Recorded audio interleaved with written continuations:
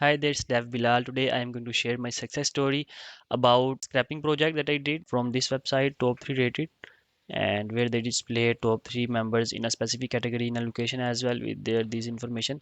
I scrapped this data and uploaded in the website. Approximately 5,000 plus members that I scrapped and uploaded in this website. If I show you in its membership plan, you can see in this plan I uploaded 4598 members, and in this plan I uploaded 553 members.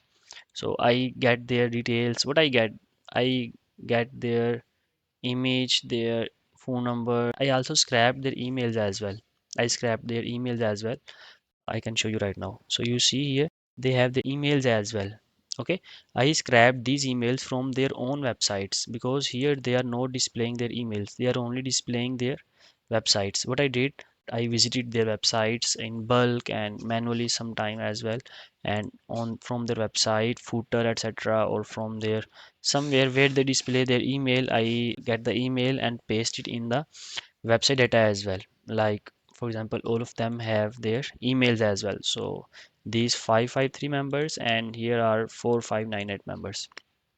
So if you want to get help with your website project or data scraping, SEO, anything that is related to your website, you can let us know. We are here to help.